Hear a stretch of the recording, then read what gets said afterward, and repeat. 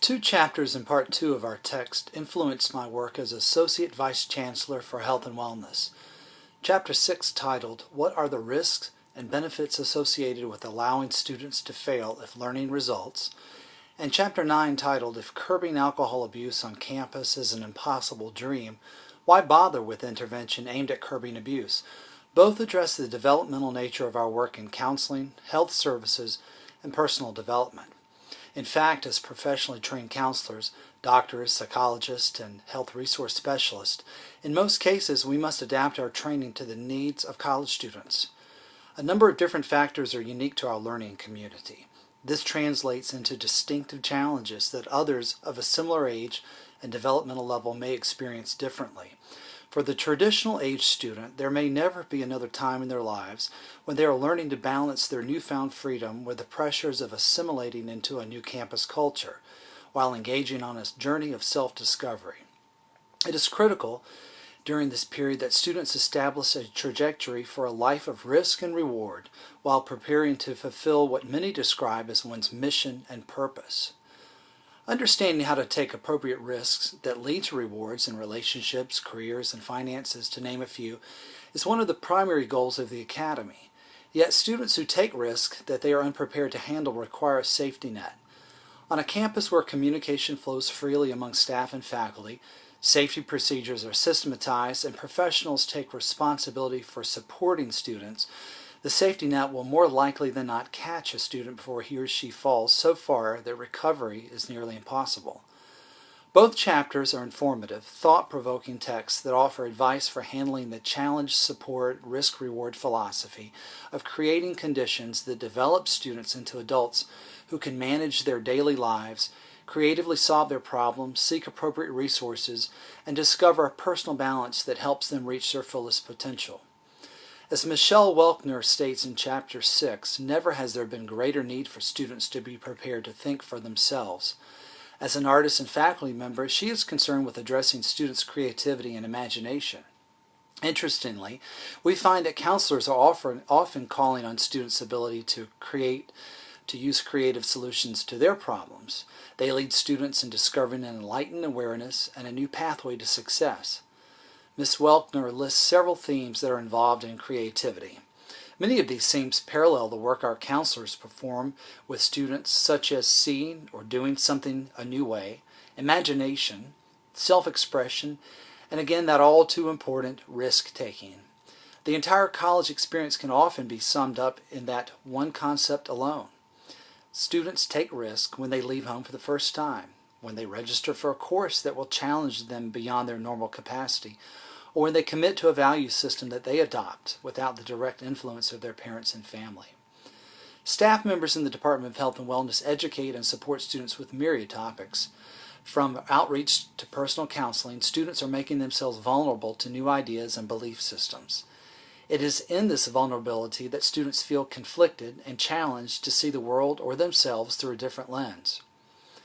Through our offices, we are seeing students who are struggling with eating disturbances, sexual health, chronic illnesses, pregnancy, and alcohol, just to name a few.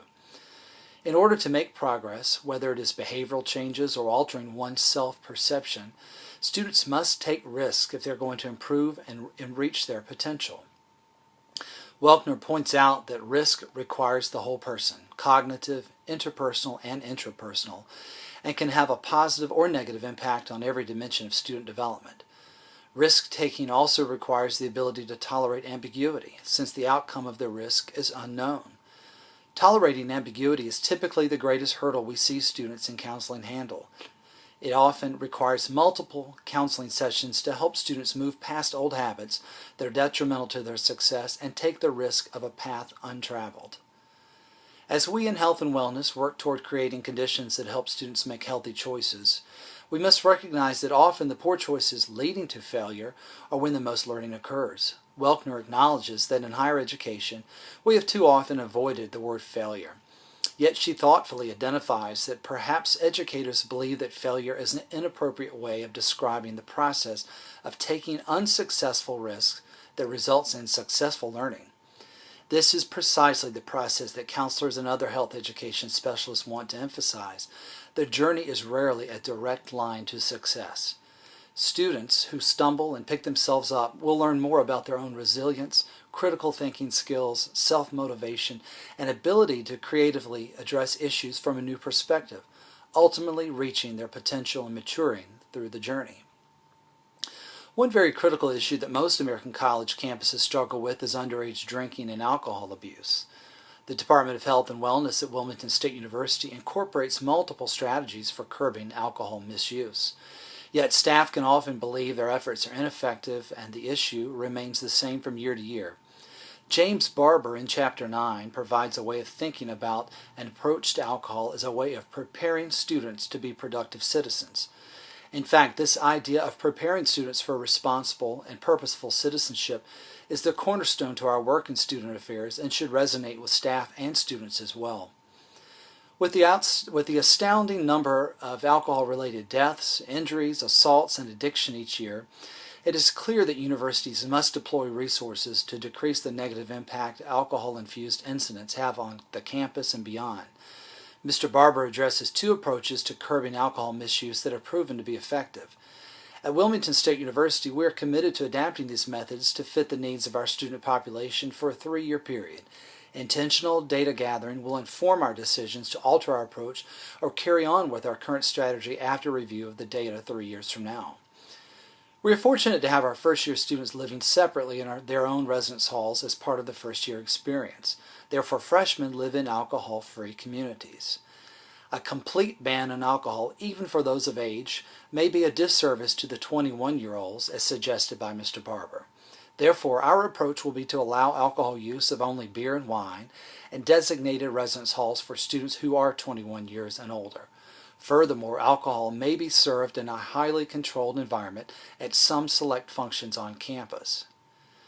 Alcohol education is a key component to reducing risky behavior as evidenced by national statistics.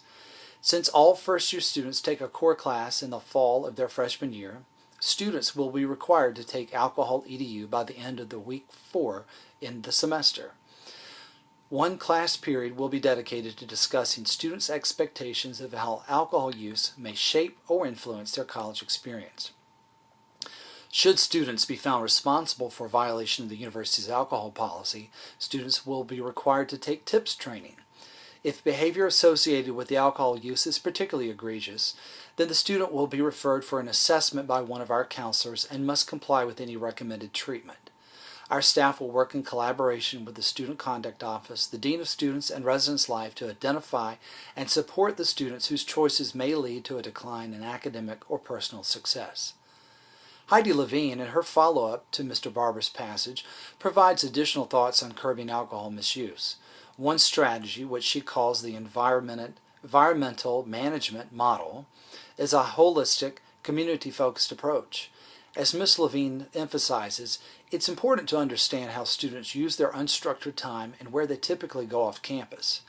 A well-coordinated effort to provide activities or extended hours for recreation in student centers will give students healthier and more productive choices than seeking to fill their free time with destructive behaviors. Furthermore, she discusses the positive effects of social norming campaigns. Our office plans to engage and partner with student groups that have influence over the social dynamics on campus. In partnership with these groups, we can challenge students to communicate through print and social media using accurate alcohol statistics specific to our campus. Both chapters 6 and 9 provide a new understanding of how to support students in their efforts to balance risk with reward in search of clarifying their direction in life. It is imperative that students are educated about alcohol use and other choices they may face in college. When students' choices negatively impact their academic efforts, staff members from Health and Wellness are fully equipped to challenge them to grow and support them throughout the process.